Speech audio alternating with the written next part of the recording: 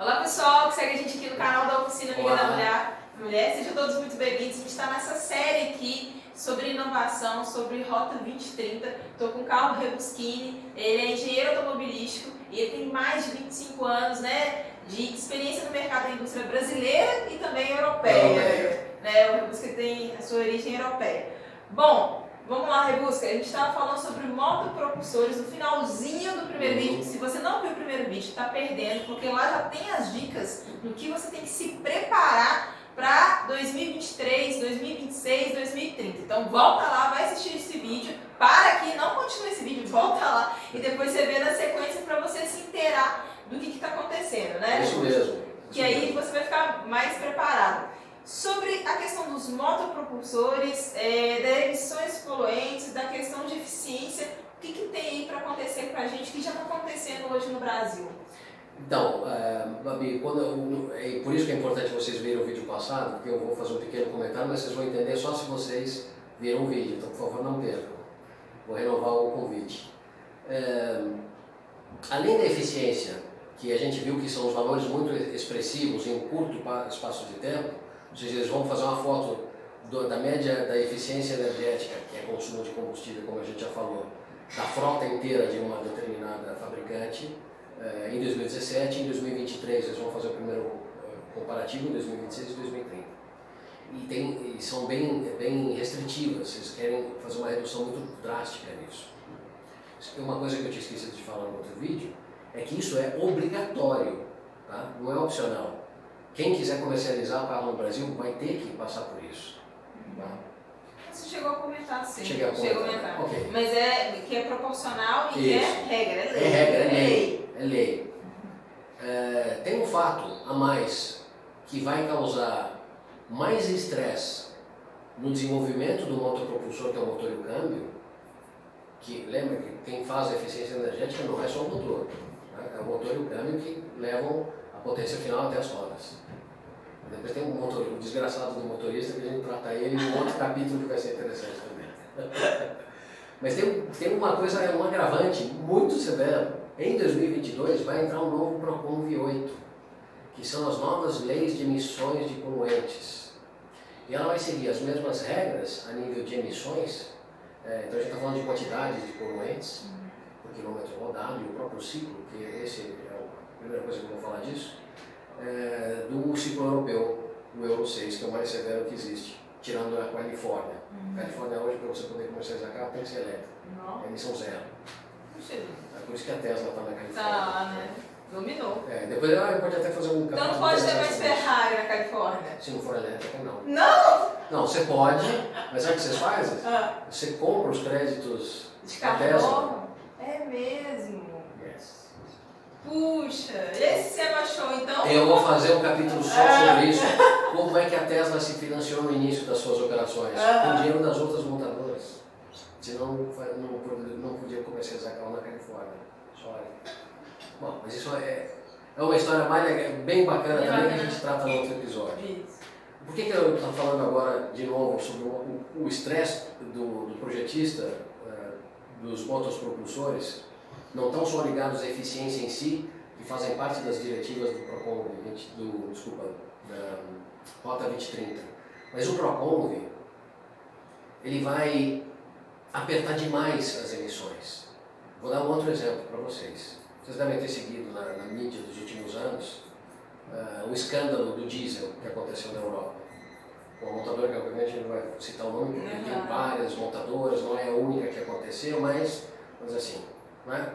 Culminou com o fato que testaram, um grupo de cientistas de uma universidade testou os carros, comparou com os níveis de emissões que foram declarados e compararam com um ciclo de prova. Todos os carros para serem homologados hoje em dia, passar por um ciclo de prova. E esse ciclo é uma regra cientificamente controlada. E a gente para pensar, tem que ser assim. Se eu não fizer o consumo, a eficiência energética, o controle de consumo de um carro, ou o nível de emissões no ambiente controlado, como é que eu posso comparar o meu carro com o da concorrência ou com o standard que o governo me pede para obedecer. Sim. Então tem que ser condições de laboratório. O problema é que as condições de laboratório, a sociedade moderna ela evolui, o ser humano evolui, a sociedade evolui na sua velocidade.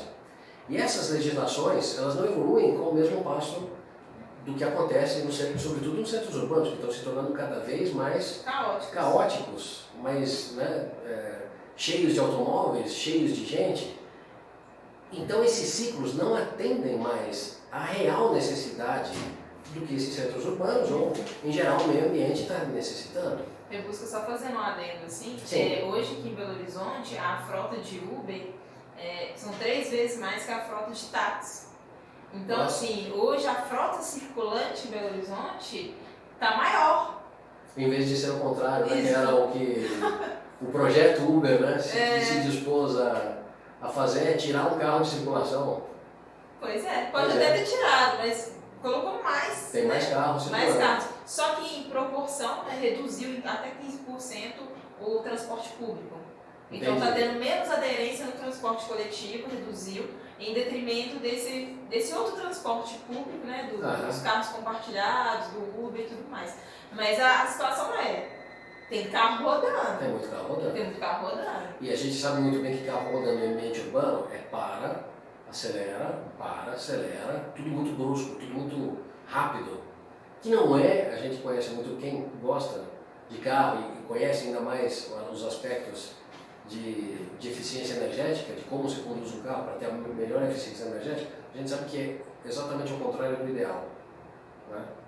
Por isso que os consumos urbanos são muito mais elevados do que os consumos quando você está com o carro estabilizado, na rodovia, bonitinho. E realmente, qualquer carro hoje moderno, você vai ver o nível de consumo é muito bom quando você está na rodovia, mas na cidade é um desastre.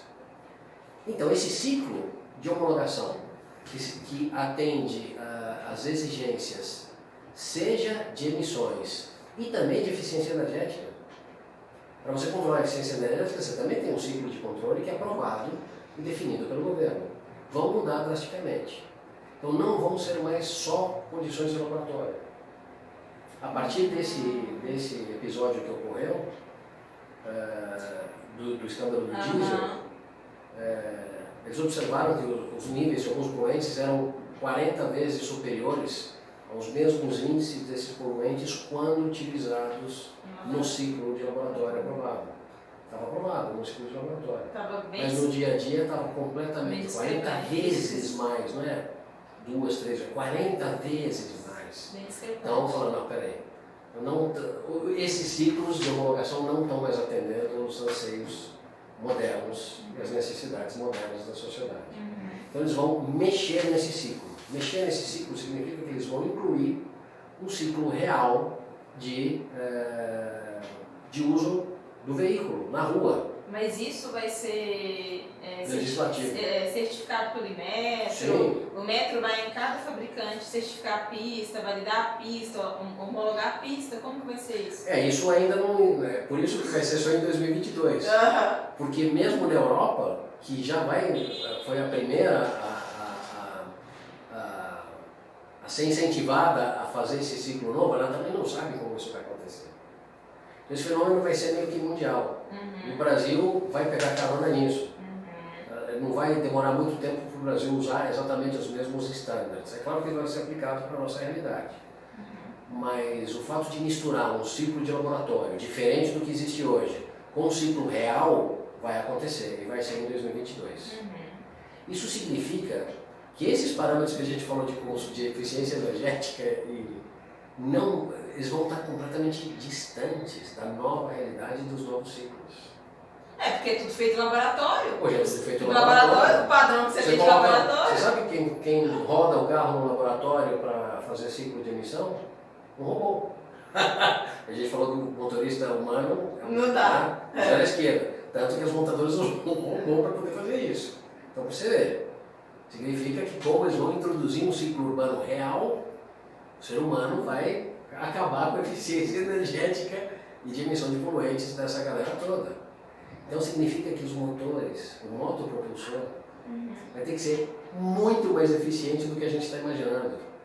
Então, conseguir esses 11%, esses 8% que eu falei aqui, que em relação a 2017, a partir de 2030 vai ser enormemente mais difícil, porque o ciclo muda.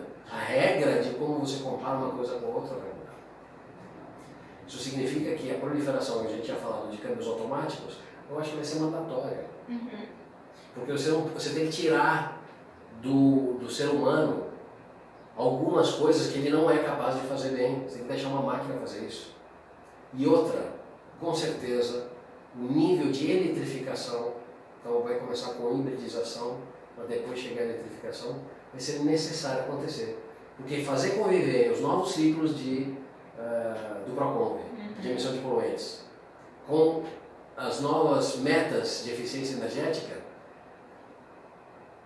eu não tenho bola de cristal, mas eu estou aqui com toda a minha experiência e visão para dizer é impossível que um motor a combustão, por mais tecnologia turbo, injeção direta, que você consiga imaginar com câmbio automático de 1000 velocidades, né, que troca tudo para você, não vai conseguir. Porque eficiência, por que a gente fala tanto de híbrido e elétrico? Não sei se vocês sabem, mas a eficiência de um motor elétrico chega a ser 90%. Ele está falando, para aqui, vai ver um vídeo de antes para você dar conta que a eficiência do motor, a combustão interna que eu falei lá, não vou repetir. Isso Você vai comparar. Então, para você resolver o problema, em alguma forma, ou você faz tudo elétrico, ou pelo menos você tem que ajudar o motor a combustão para que a máquina inteira, veículo, se torne mais eficiente. Então é uma questão também de pesquisa e desenvolvimento, que é muito curto o tempo para dar esse salto. Então a única solução que tem para pegar na prateleira para resolver isso é eletrificação. É começar a eletrificar. Quando a gente fala de eletrificação, tem vários estágios. Claro que você não tem que passar do motor a combustão direto para o carro elétrico. Tem os carros híbridos, exatamente como você falou. E aquela questão, né, eu não acompanho muito, né, por isso que eu estou perguntando para o Rebusca, dos carros com hidrogênio, essa tecnologia parou, muito caro, não se desenvolveu, não proliferou? Na realidade é o seguinte, o carro a hidrogênio é uma outra forma de você ter um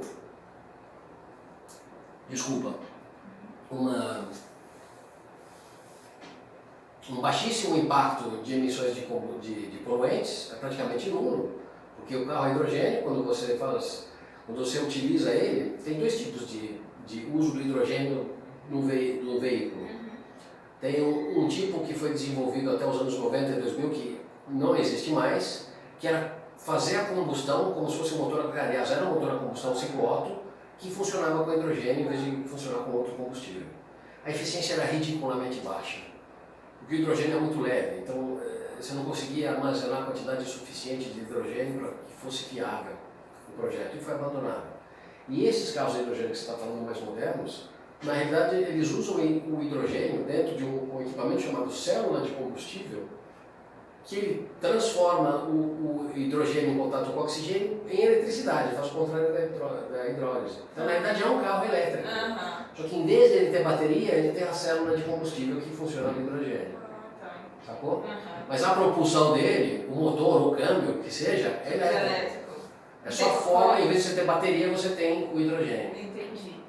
Só que aí quando você para pensar o quanto custa em termos energéticos e complicações várias para você ter o hidrogênio armazenado fisicamente no carro, aí você começa, de novo aquilo que a gente falou da indústria, no carro da segurança, se vale a pena fazer o Uno passar ou não. É uma coisa que ainda não é viável.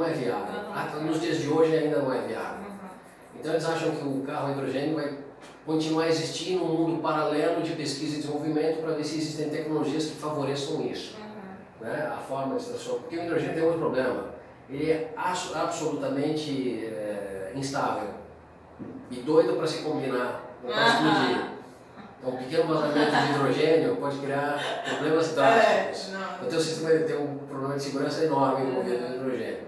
Então, o carro elétrico com baterias de lítio ou outros tipos de bateria que estão sendo desenvolvidas recentemente, estado sólido e tudo mais, parece que vai ser a evolução futura, provavelmente depois de 2030. Nos países mais poluentes, né, do que o Brasil, lembrando que o Brasil tem a grande vantagem de ter um álcool, que o álcool já é um combustível, ele é praticamente neutro no impacto de CO2.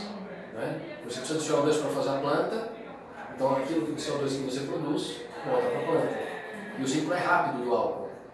tirando obviamente o transporte que você usa ou a energia que você usa, que não é, se não for totalmente limpa, para fazer a produção do álcool até chegar ao distribuidor e consumo. Então por isso que o impacto a nível de emissões de CO2 do álcool é muito baixo, quase nulo.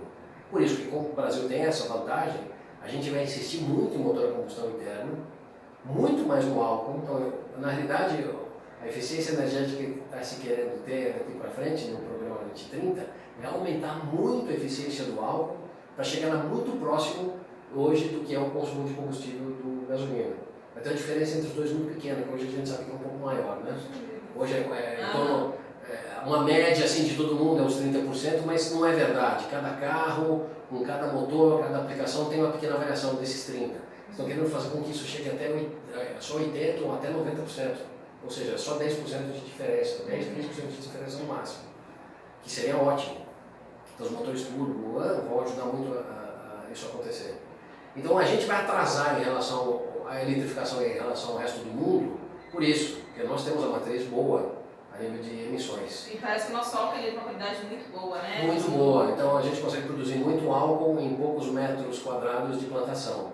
O nosso é bem melhor do que qualquer outro caso no mundo, de qualquer outro tipo de cultura para fazer a fabricação do álcool. Mas, a nível de emissões, o álcool, né, tem esse problema também. Então, por isso que eu estou falando que quando o Procon V8 chegar, vai ser difícil só o motor a álcool conseguir sobreviver. Né? Flex, obviamente, mas mais puxando a eficiência do álcool conseguir sobreviver. Um pouco de eletrificação a gente vai ter. Se a gente pensar nesse cenário onde é o pior caso possível, que é o uso urbano, o carro é horrível no uso São urbano. Paulo. Não é também, São Paulo, Horizonte, qualquer grande centro urbano tem esse problema do para. Né? Daqui a algumas horas, quando a gente voltar para casa, a gente vai sentir esses efeitos. Então, nesses casos, o carro híbrido é excelente e nesses casos o motor elétrico entra para te ajudar. Que é justamente no para-arranca, para-arranca, para-arranca. É muito dispendioso a nível de energia. O motor elétrico tem 90% de eficiência e quando ele está parado não consome nada, não tem marcha lenta. Então, ele está sempre no máximo de eficiência, com o máximo de torque disponível a zero de velocidade de rotação. Tanto que o carro híbrido, quando vocês comparam a tabela de consumo, de eficiência energética de um carro híbrido com um carro a combustão interna, vocês vão ver um grande ganho de eficiência em consumo urbano. Mas olha que interessante, quando vocês olharem o mesmo valor quando o carro está no ciclo de estrada, vocês vão ver ou diferença nenhuma, ou às vezes até uma vantagem para um carro normal. Porque nesses casos, os carros híbridos não estão mais funcionando, porque são baterias muito pequenininhas, justamente usadas para ciclo urbano. Então, quando você está andando numa rodovia, depois de 60, 70 km que você está rodando, as baterias já se esgotaram. Elas só se recarregam com energia cinética ou se você plugar elas na tomada. Você está viajando, então você não está usando isso. Então você está usando exclusivamente o motor a combustão interna, que está levando o excesso de peso dessas tecnologias. Então, nesse caso da estrada, o veículo híbrido em si não é tão eficiente, mas ele é maravilhoso para o uso urbano. Dentro dessas mudanças do Procon V8, não é isso? Sim. Quais são as peças que de fato vão mudar no veículo e que as montadoras, né, as fabricantes têm que correr para desenvolver tecnologia, pesquisa e desenvolvimento, não sei como eles vão fazer isso, e que isso vai impactar aqui na ponta, aqui na oficina? Bom, em primeiro lugar, o catalisador, que tinha que ser garantido eficiência. Hoje a garantia de eficiência do catalisador é para 80 mil quilômetros. A partir do Procon V8 vão ser 160 mil quilômetros. Quem tem loja de catalisador, tá? Pois é. Vai demorar a venda. Vai demorar a venda, mas agora não. Então você tem que torcer para que tenha muitos controles da frota, de como é que está indo a poluição. Né? Isso também tem uma coisa, tem que ter a fiscalização da frota, porque senão nada disso que a gente está falando vai funcionar. Né? E como eu falei, todas essas tecnologias que a gente está vendo hoje, de injeção direta, variador de fase, esse motor ciclo Atkinson misturado com turbo ou aspirado em si, e câmbios automáticos de outras gerações que a gente ainda não conhece ainda, vão se proliferar. Entendeu?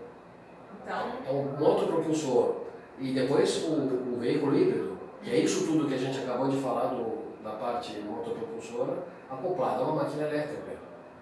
que ela pode ser simples, de baixa complexidade, baixa tensão, ou as mais complexas, e chegando até veículos elétricos. Tem alguns sendo já comercializados aqui no Brasil. Né?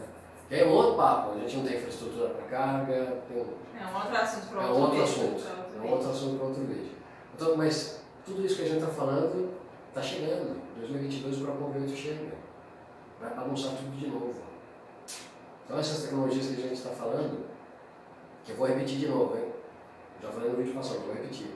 Essas tecnologias já estão presentes aqui, em baixo volume. As mesmas tecnologias vão ser espalhadas, vai ter um volume enorme, então elas vão bater na porta de vocês. Então, preparem-se, vai ser ótimo. Quem gosta de trabalhar nesse ramo adora a tecnologia, adora a inovação, não é? Vai ser um prato cheio para vocês. Então se preparem, se capacitem, façam suas metas e planejamentos aí até 2030. Já comece a entrar nesse circuito aí da eletrificação. Quanto mais rápido, melhor. Estuda, que vem muita coisa aí, muita mudança aí, né, da nossa mobilidade urbana.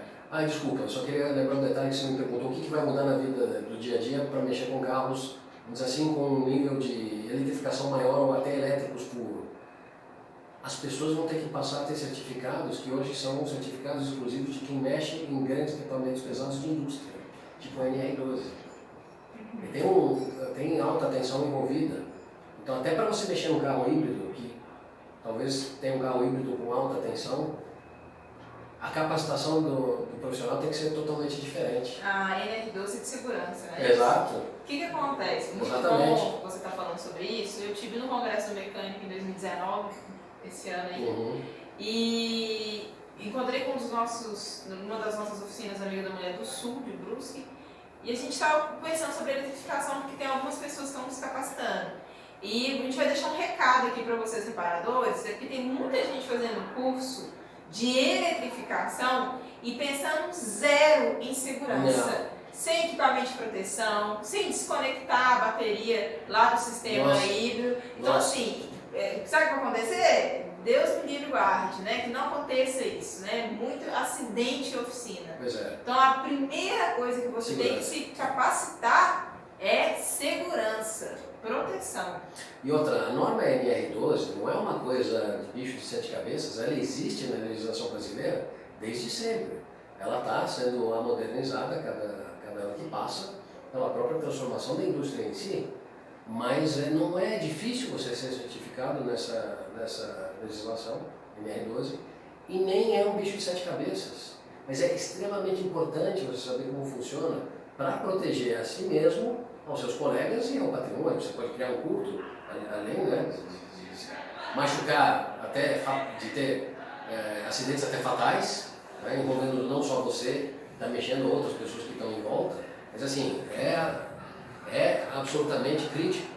Não só é crítico, como em algum momento dessa legislação, do Rota 2030, a parte para você ter um veículo híbrido, não esses que a gente conhece, mas de alta potência, esses que a gente ainda nem ouviu falar. Ou carro elétrico 100% elétrico já necessitaria de você ter essa capacitação. Tá? Importantíssimo isso. Então, primeiro, tentem entender a NR12, procuram se capacitar para cuidar da segurança de vocês. E o segundo passo é entrar nessa questão da eletrificação. Então, primeiro, cuida de vocês, protege a saúde, porque eu conheço essa manhada aí, ó. Sai tudo igual louco aí mexendo no carro, né? Não preocupa nada com a segurança, às vezes, com a saúde. Então, assim, primeiro você, porque também se você não estiver bem, se você não zelar pelo seu patrimônio, pelas pessoas que trabalham junto com você na sua empresa, também não adianta de nada de fazer isso tudo, né? Bom, a gente encerra esse vídeo por aqui e aguardem o próximo vídeo que a gente vai continuar esse tema da Rota 2030 para você se preparar e fazer seu planejamento estratégico aí da sua oficina, porque a oficina também faz planejamento estratégico até 2030. Tem que fazer, até 2030. Vejo vocês no próximo vídeo. Tchau, tchau.